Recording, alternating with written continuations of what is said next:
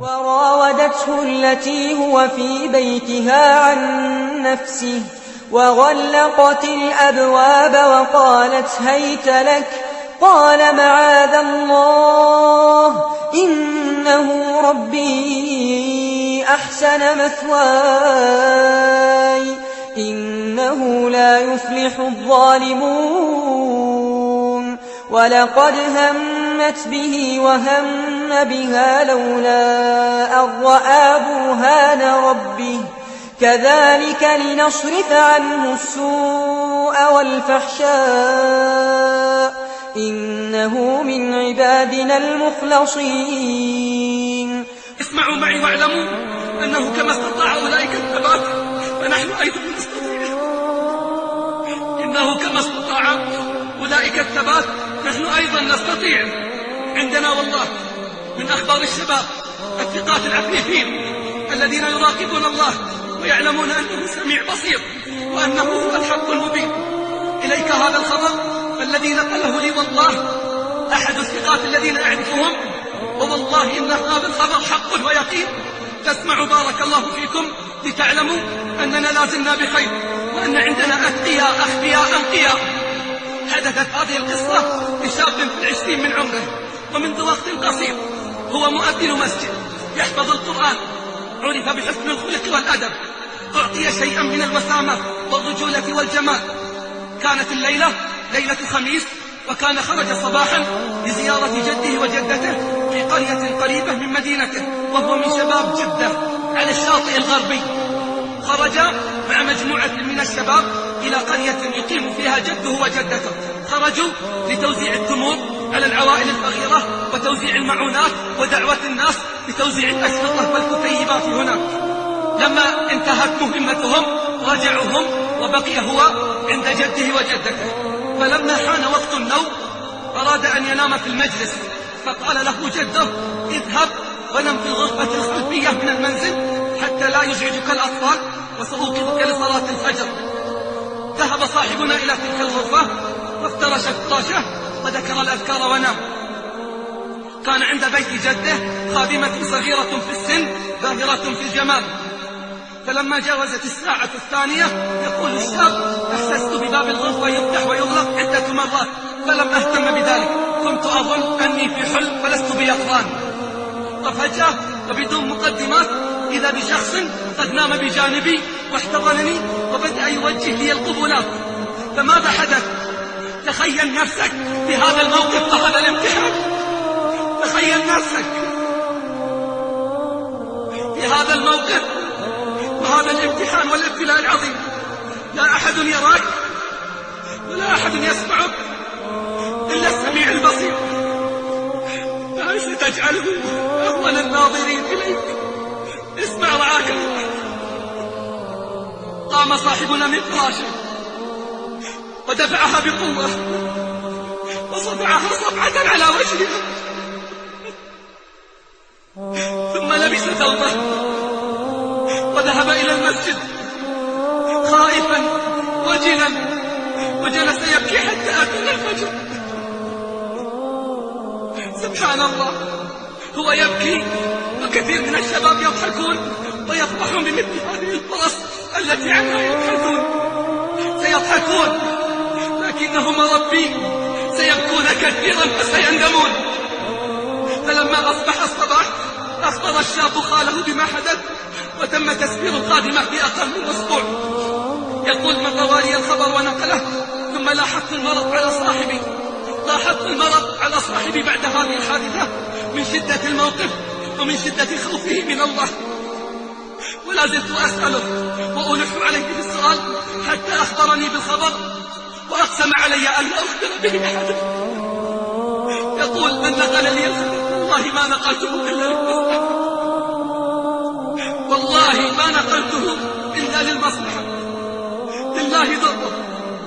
وكثر الله لنا من أمثاله الذين يقرؤون سورة يوسف ويتعلمون منها العفة والإحسان. ألا فليبشر بالخير هو ومن مثله، فإني أحسبه الله حسيبه من السبعة الذين يظلهم الله في ظله. أحسبه الله حسيبه الذين يظلهم الله يوم لا ظل إلا ظله.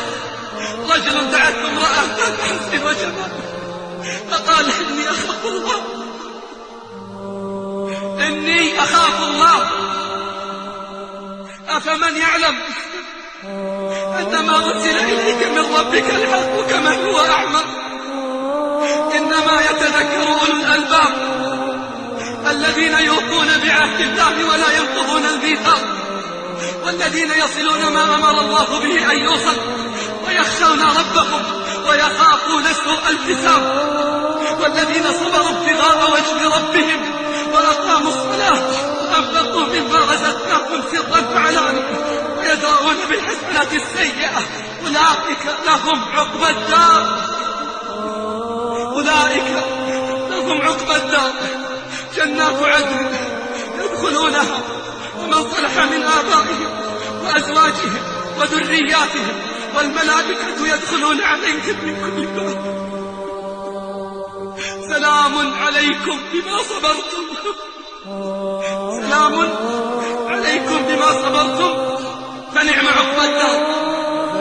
ذكرت الوقوف أمام ربي رهينا بالمعاصي والذنوب، وأعضائي وقد شهدت علي أمام الله وافتضحت عيوبي، أمام الله وافتضحت عيوبي. تذكرت الوقوف أمام ربي رهينا بالمعاصي والذنوب، وأعضائي وقد شهدت علي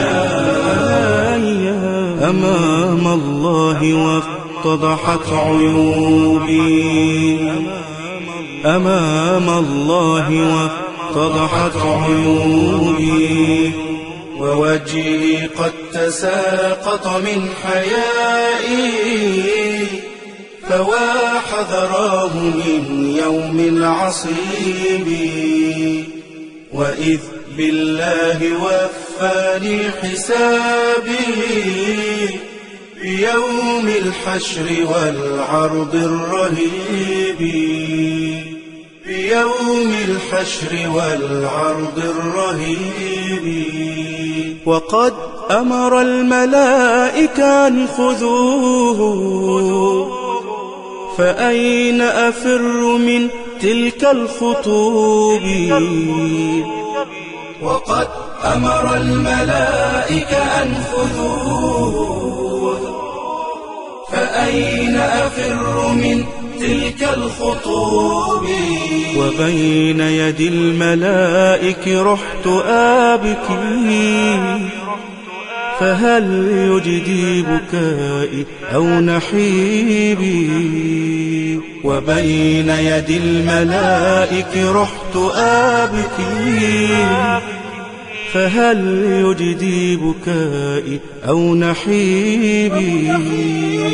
فهل يجدي بكائي أو نحيبي؟ تذكرت الوقوف أمام ربي رهينا بالمعاصي والذنوب،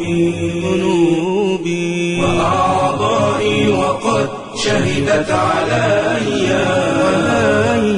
أمام الله وافتضحت عيوبي، أمام الله وافتضحت عيوبي. فما لي غير عفوك يا إلهي ألوذ به إذا اشتدت كروبي. عصيت الله يا نفسي كثيرا، أما آن الأوان لكي تتوبي، أما آن الأوان لكي تتوبي. كفاك فقد أضعت العمر مني، وفي العصيان قد تاه الدروب. كفاك فقد أضعت العمر مني، وفي العصيان قد تاه الدروب. أذكرك القيامة فاستعدي، وخاف الله علام الغيوب. أذكرك القيامة فاستعدي، وخاف الله علام الغيوب. وخاف الله علام الغيوب. وخاف الله علام الغيوب. وخاف الله علام الغيوب.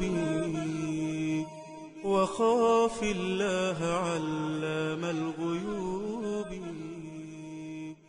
وخاف الله علام الغيوب.